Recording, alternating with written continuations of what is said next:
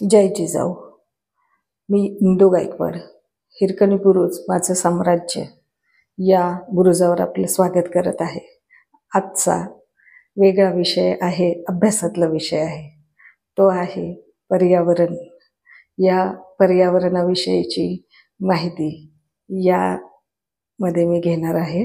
आता हा विषय पर्यावरण हा बोर्डाला पण आहे, शाळेला पण आहे, पण मुलं हा अभ्यास म्हणून बघत नाही. हा विषय अभ्यासाचा विषय आहे म्हणून ते बघत नाही. त्यांना त्या विषयाचं तेवढं गांभीर्य नाही. काय असतं पर्यावरण? आजूबाजूला बघतो आपण, झाडं, फळं, फुलं, पक्षी वगैरे वगैरे जे दिसतं निसर्गामध्ये, ते झालं पर्यावरण. परंतु जेव्हा याचा अभ्यास करायचा म्हणजे नेमका काय करायचं, हीच मोठी गंमत आहे.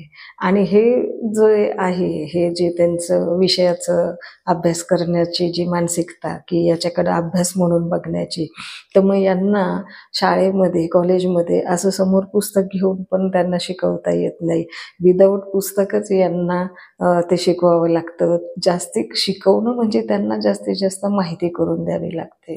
त्यांना माहीतच असतं, सगळं आजूबाजूचं पाहिलेलं असतं, पण ते शब्दबद्ध करून आपल्याला ते अभ्यासासाठी वापरायचं आहे, अभ्यास म्हणून करायचं आहे. त्याचं पेपर लिखाण करायचं आहे, त्याच्यावरच्या प्रश्नांची उत्तरं लिहायची आहे, त्याच्यावरचे आपल्याला प्रकल्प सोडवायचे आहेत. तर या दृष्टीने त्यांच्याकडनं त्या विषयाची फक्त तयारी करून घ्यावी लागते. बाकी सगळं ते मनानेच लिहित असतात, मनानेच विचार करत असतात आणि सगळं त्यांचं सादरीकरण हे मनानेच असतं. पण आता या विषयाला या मुलांनी काय केलेलं आहे, इतर विषयांसारखं म्हणजे गणित, इंग्लिश, हिंदी, मराठी वगैरे या सगळ्या विषयांसारखं विषय म्हणून घेतलेलं आहे. तर तो विषय फक्त मार्कांसाठी आहे, अभ्यासासाठी आहे आणि त्या अभ्यासातून आपल्याला त्याचे गुण मिळणार आहेत, मार्क्स मिळणार आहेत, ग्रेड मिळणार आहे आणि ते आपल्याला जास्तीत जास्त पर्सेंटेजला हातभार लावतील. म्हणून मग ते त्या विषयाकडे बघतात. मग बघतात म्हणजे काय करतात, जे नैसर्गिक आहे, नॅचरल आहे, त्याच्याकडे कृत्रिमतेने बघतात. तो अभ्यासाचा विषय आहे ना, मग त्याच्यामध्ये नॅचरल रियालिटी आणत नाहीत, तर ते पुस्तकाला समोर आणतात आणि पुस्तकातनं ज्ञान घेतलं तरच आपल्याला ते मार्कांमध्ये मिळणार आहे, असा त्यांचा एक गोड गैरसमज करून घेतलेला असतो त्यांनी. मग हा पर्यावरण विषय जर म्हटलं ना, की आपल्याला हा विषय घ्यायचा आहे बरं का, अभ्यास करायचा आहे बरं का, आणि याचे तुम्हाला प्रोजेक्ट करायचे, याचा असं असं तुम्हाला स्टडी करायचा आहे, असं असं तुम्हाला पेपर लिहायचा आहे किंवा काय, तर मग त्यांना एक मनामध्ये काय होतं, त्या विषयाची पण भीती वाटायला लागते. आता त्यात घाबरायचं काय असतं? काहीच घाबरण्याचं कारण नसतं, तरी पण त्या विषयाला सुद्धा ते घाबरतात. आणि का घाबरतात? तर गुणांमुळं घाबरतात, की आपल्याला गुण कमी मिळतील किंवा मग आपण याच्यातही नापास होऊ, असं सुद्धा काही काहींना वाटतं. तर ही भीती त्यांची दूर करावी लागते. हा पर्यावरण हा जो विषय आहे, हा एकदम सहज चालता बोलता फक्त निरीक्षणातून, वाचनातून आणि ऑब्झर्वेशन करण्यातून आपल्याला फक्त तो प्रेझेंट करायचा असतो, लिहायचा असतो. एवढं साधं असतं, परंतु त्याला सुद्धा त्यांची तयारी नसते. कुठल्याही काही विचारलं ना किंवा या विषयाबद्दलचं काही जरी त्यांना मनाने तुम्हाला काय माहिती आहे तर त्याच्याबद्दल सांगा म्हटलं तरी त्यांना सांगता येत नाही. लगेच गुगलकडे धाव घेतात. कुठल्या गोष्टीचं काही त्यांना आता इतकं कृत्रिमपणा आलेला आहे ना मुलांच्या अभ्यासामध्ये, तर त्यांना माणूस काय सांगतोय, समोरचा माणूस काय सांगतोय, एखादा माहितगार काय सांगतोय, एखादा शिक्षक काय सांगतो, आईवडील काय सांगतात किंवा ज्यांना या गोष्टींची माहिती आहे, तर ती एखादी व्यक्ती जी आहे ती आपल्याला काहीतरी त्याचं ज्ञान देते, माहिती देते, तर त्याच्यावरती त्यांचा विश्वास नाही बसत. त्यांचा सर्वात जास्त विश्वास गुगलवर आहे. हल्लीची पिढी ही जास्त गुगलकडेच धावते. कुठलाही काही शब्द अडला, काही अडलं की ते इन्फॉर्मेशनसाठी त्या गुगलकडेच धावतात. त्यामुळं असा पण प्रकार आता असा दिसून येतोय की मुलांना काही विचारलं ना तर ते गुगलच्या भरोश्यावर राहायला लागलेत, की सर्च करायचं आणि मग बघायचं आणि मग सांगायचं. स्वतःचा विचार करणं, स्वतःचं ऑब्झर्वेशन हा प्रकार नाही. आता या ठिकाणी बघा, त्यांना मग काय करावं लागतं, त्यांना पुस्तकातलं काही सांगायलाच नाही. आता त्यांना आहे ना प्रकल्प द्यावे लागतात, तर ते प्रकल्प देताना मी काय करते, त्यांची आवड काय आहे, त्यांना काय माहिती आहे ते जाणून घेते. आता काही वेळेला त्यांना समजा म्हटलं की बाबा प्रदूषणाचा करा प्रकल्प, असं तीन तीन तीन ग्रुप करते मी, आणि मग तीन तीन विद्यार्थ्यांना असा एक विषय देते की तुम्ही याचा प्रदूषणाचा करा. मग प्रदूषणामध्ये काय येतं मग ते सांगावं लागतं. ध्वनी प्रदूषण, वायू प्रदूषण, जल प्रदूषण. तर अशा प्रकारे हे तीन क्लासिफिकेशन करून प्रदूषणाचा एक प्रकल्प तुम्ही करा तिघांमध्ये. दुसऱ्यांना सांगावं लागतं की कचरा व्यवस्थापनाचं प्रकल्प करा. मग त्यामध्ये सुका कचरा, ओला कचरा वेगवेगळा तो करा, तो प्रकल्प करा. काहींना सांगावं लागतं पाणी बचतीचा, पाण्याचे स्रोत काय काय आहे, तर त्या पाण्याबाबतचा, पाण्याचं नियोजन, पाणी सिंचन, जलसिंचन या प्रकारामध्ये जो प्रकल्प आहे तो करा. काहींना पशुपक्ष्यांचे प्रकल्प सांगावे लागतात, काहींना वीज निर्मिती त्याच्यावरचे प्रकल्प. तर असे बरेचसे विषय जे आहेत तर त्याविषयी सांगावं लागतं. पण सांगितले तर ते त्यांना काही वेळेला काय होतं की त्यांना स्वतःहून ते करायलाच धजावत नाहीत. त्यांच्यावर जसं काही संकटच कोसळतं, आणि त्याच्यामधनं करणं म्हणजे कसं असतं, त्यांचा पूर्ण सर्च असतो गुगलवरती. ते जातात आणि तिथं टाकतात, सर्च करतात, ती सगळी पानभर माहिती येते, ती भराभरा उतरवतात, स्टिकर लावले, त्याचे रेडीमेड स्टिकर मिळतात, ते झालं लावलं की झालं. दिली एकदाची वही कंप्लीट करून दिली, आणि त्यांना माहिती असतं की आता आपण सगळं गुगलच्या भरोश्यावरती माहिती लिहिलेली आहे, सगळं काही केलेलं आहे, आता आपल्याला आउट ऑफ मार्क मिळणार आहेत. कारण का आपण डोकं नाही वापरलेलं, आपण सगळं शिस्तबद्ध घेतलेलं आहे याच्यावरनं, मोबाईलवरनं, आणि त्यामुळे आपले मार्क कुठं जायचा प्रश्नच नाहीये. ए ग्रेड आपली ठरलेलीच आहे. असा त्यांचा रिझल्ट तेच तयार करून मोकळे होतात. आता मी काय करते गंमत, त्यांना थोडंसं जरी ते करत असले, ते माहिती वगैरे जरी घेत असले, तरी सुद्धा थोडंसं त्यांना मी त्याच्यामध्ये उतरवते. त्याच्यामध्ये त्यांना स्वतःला एक रस निर्माण करते आणि त्यांना एक त्यांचं आवडतं देते. मग मी त्यांना जरी प्रकल्प दिले आणि ते नाखुश असले की आम्हाला हे जमणार नाही किंवा असं आम्हाला हे करून काढेल, किंवा मग मी काय करते, त्यांना विचारते की तुम्हाला कुठलं आवडेल. मग 3 ते 5 ऑप्शन देते. मग फळांचा आहे, फुलांचा आहे, भाजीपाल्यांचा आहे, किंवा प्रदूषणाचा आहे, असे 4-5 विषय मी त्यांना देते आणि मग त्या 3-4 जणांना निवडायला सांगते. त्याच्यातलं कुठलं तुम्हाला करायला आवडेल. मग सांगतात फुलांचं का आम्हाला आवडेल, मग कोणी सांगतं फळांचा आम्हाला आवडेल, कोणाला भाजीपाल्याचा सांगतात, कोणाला काय खतांचा आवडतो, कोणाला ऊस शेतीचा आवडतो, फळबागा वगैरे, असं वेगळी व्हरायटी येते. आणि मग जेव्हा ती त्यांची इथून येते ना, जेव्हा मनापासून येते ना, जेव्हा ते त्यांना करावं असं वाटतं आणि ते सांगतात ना की हा करायचं, आणि तो जर त्यांना करायला दिला ना, तर त्यांचे गुण प्लस त्यांचं सॅटिस्फॅक्शन या दोन्ही गोष्टी साधता येतात, आणि तो खरा पर्यावरणाला टच केला जातो. टच टू हार्ट इथं होतो, इथं नाही होत. इथं फक्त मार्कांचं होतं, पण इथं मात्र सॅटिस्फॅक्शनचं होतं, संपूर्ण समाधानाचं होतं. आणि इतके सुंदर करतात मुलं ना. त्यांना जर त्यांच्या आवडीचं विचारून सांगितलं ना की हे तुला आवडतं ना, हे तू कर, तर त्यांचा उत्साह तिथंच वाढतो. आणि मग ते काय करतात, अतिशय छान. आणि त्यांना मी सांगून देते, पण सगळ्यात महत्त्वाचं त्यामध्ये पर्यावरणाची वही असते. पर्यावरणाची वही ही वेगळी असते. आता पर्यावरण वहीला सगळं त्याचं जे फ्रंट पेज असतं, फ्रंट बॅक दोन्ही पेजला ड्रॉइंग्स असतात. म्हणजे त्याच्यामध्ये पूर्ण नॅचरल असतं, सजीव सृष्टी, त्यात झाडं, फुलं, पक्षी, प्राणी, घरटे, पक्ष्यांची वेली, सगळं म्हणजे नॅचरली सगळं चित्रच असतं. म्हणजे दोन्ही साईडनी वहीला चित्र असतं ड्रॉइंग. आणि ही वही अतिशय सुंदर असते खरं. आणि मुलांना काय ती सवय झालेली, इतर विषयांना जसं गृहपाठ वर्गपाठाला ते खाकी कवर घालतात, इंग्लिश, मराठी वगैरे, इकॉनॉमिक्स, सगळ्या विषयांना अगदी त्यांना कसं वाटतं खाकी कवर घातले म्हणजे आपलं एकदम अपडेट आणि मस्तपैकी मार्क्स मिळणार छान. तसं ते पर्यावरणाला सुद्धा कवर घालून ठेवतात. पण मी त्यांना सांगितलेलं असतं की मला कवर चालणार नाही, आणि तुम्ही जे ड्रॉइंग्स काढाल, आता समजा फळांचा, फुलांचा तुम्हाला प्रकल्प दिलेला आहे, तुम्ही त्याची माहिती लिहू शकता. भले माहिती तुम्हाला थोडी कमी असेल, चालेल, तुम्हाला जेवढी मिळेल तेवढी कशातूनही तुम्ही घ्या, पुस्तकांमधून मिळून, पण ती थोडी कमी असली तरी चालेल मला, पण चित्र जी आहे ती मात्र तुम्ही हाताने काढायची. मुलं काय करतात, रेडीमेड चित्र मिळतात, तीच आणून स्टिकर असे चिटकवून देतात. फळांचे, फुलांचे, गुलाबाचं फुलाचं स्टिकर लावलं, झेंडूच्या फुलाचं स्टिकर लावलं, मोगऱ्याचं स्टिकर लावलं, सगळ्या फुलांचे असे स्टिकर लावून देतात. मग ते असे कवर घातलेली वही आणि असे स्टिकर घातलेले बरीचशी असतात, जवळजवळ 90% म्हटलं तरी चालेल त्या अशाच वह्या देतात. मग मी काय करते, त्यांना ते आधी सांगितलेलं असतं की हे मला चालणार नाही, मी याला मार्क्स देणार नाही, तरी पण ते त्यांना त्या गोष्टीचं गांभीर्य नसतं. म्हणून ते त्यांना कसं वाटतं आपण अपडेट दिली व्यवस्थित छानपैकी कवर घालून की आपल्याला मार्क्स मिळतील, आणि ते विसरून जातात की याला आपल्याला कवर घालायचं नसतं, हे असं नसतं. त्यांना ती इतर विषयांच्या अभ्यासाची सवय झालेली असते. परंतु हा एन्व्हायरमेंट हा विषय पूर्णपणे वेगळा आहे, तो नैसर्गिक आहे. मुलं कृत्रिमतेकडे झुकलेली आहेत, मोबाईलच्या जगातले आहेत, त्यामुळे त्यांना नॅचरल नैसर्गिकतेकडे त्यांचा ओढा मुळातच आता कमी होत चाललेला आहे.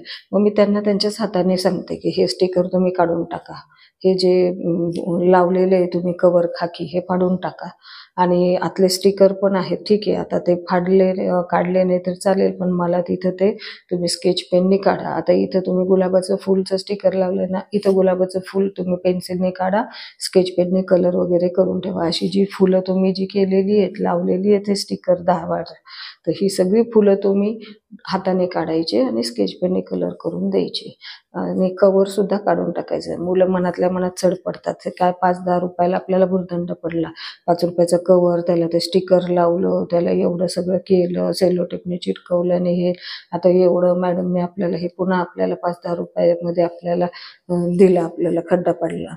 पण असे चढ पडतात. परंतु जेव्हा त्यांना ते हाताने काढतात ना, म्हणजे फुलांचं, फळांचं जेव्हा हाताने काढतात, त्यावेळेला त्यांना इतकं त्याच्यात रमून जातात आणि इतकं आवडतं. मग एकमेकींना दाखवतात. मुली तर अगदी उत्साह त्यांचा असा ओसंडून वाहतो, दांडगा उत्साह.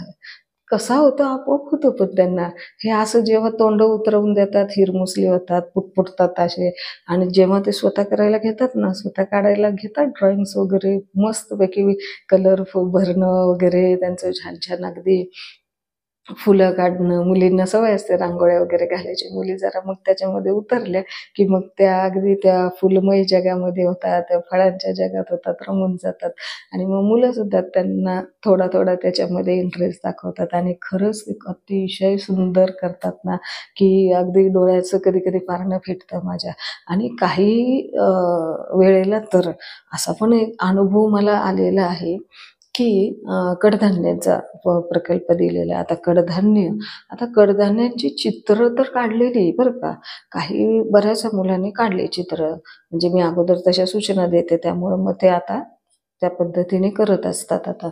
तर ती कडधान्य त्यांनी अक्षरशः चिटकवली होती, म्हणजे मूग, मटकी, मसूर, तूर, हे सगळं असं छोटं असं चिटकवलेलं, आणि त्याला असं पोत्याचा तुकडा आहे ना, छोटासा तो पोत्याचा तुकडा, तो असं म्हणजे जसं काही पोतं भरलेलं, पोत्यामध्ये धान्य भरलेलं असतं ना, डाळ, तांदूळ, शेंगदाणे वगैरे असं, तर ते पोत्यामध्ये भरल्यासारखं ते त्यांनी ती दाणे असे चिटकवलेले असायचे, आणि ते अतिशय सुंदर तो कडधान्यांचं तसं प्रकल्प केलेला. पक्ष्यांची घरटी, आता पक्ष्यांची घरटी सुद्धा बारीक बारीक काड्या झाडाच्या, कुठूनही कडीपत्त्याच्या, कुठल्याही तुळशीच्या, कुठल्याही अशा त्यांच्याकडे असतील त्या अशा अवतीभोवतीच्या त्या झाडांच्या बारीक बारीक पातळ अशा काड्या काढून त्यांनी अशी घरटी केलेली, ती चिटकवलेली त्या काड्या, आणि त्या घरट्यांना पण अशी पिसं वगैरे अशी चिटकवलेली, अशी अतिशय सुंदर ती घरटी सुद्धा पक्ष्यांची केलेली. त्याच्यामध्ये ते अंड दाखवलेले ड्रॉइंग काढून, हे ते खूपच सुंदर. कसं मुलं आता हे काही गुगलवर मी त्यांना दिलेलं नाहीये, गुगलवर सर्च करायला नाही गेलेले ते, किंवा गुगलने काही त्यांना हेल्प नाही केलेली त्या बाबतीत, इथून केलेली आहे त्यांनी. ह्या निसर्गाने त्यांना मदत केलेली आहे, त्या निसर्गाने त्यांना घडवलं, तिथं तो जिवंतपणा ते दाखवायचा प्रयत्न करतात मुलं, कारण ते आवडीचं आहे ना, ते त्यांच्यावर लादलेलं नाही ना की कुठला तरी हा कारखान्याचा प्रकल्प कर आणि अमकं कर आणि तसं ते कर, तर नाही, हा कुठेतरी त्यांना मनातला विषय आणि मनातला अनुभव नैसर्गिक तो त्यांना तो दाखवायला मिळतो. असं मग फुलांचं पण सुंदर सुंदर फुलांचे चित्र, आणि असं खूपच छान प्राण्यांचं म्हटलं तर प्राण्यांचं पण एक वेगळं विश्व ते दाखवतात. अशी कलाकुसर केलेली अशी पानांचा, फुलांचा, फळभाज्या सुद्धा, पालेभाज्या पण असं ते चिटकवणार आणि सुंदर सुंदर त्याचे ते असे छोटे छोटे अगदी ते पानं काढणार भाजीचे, ते भाजीची पानं चिटकवणार. अतिशय सुंदर. आणि ते जेव्हा पाहिलं ना तर खरंच प्रसन्न. तिथं असा मार्कांना ग्रेडला असा हात ठेवावा लागतो, असं करावंसंच वाटत नाही.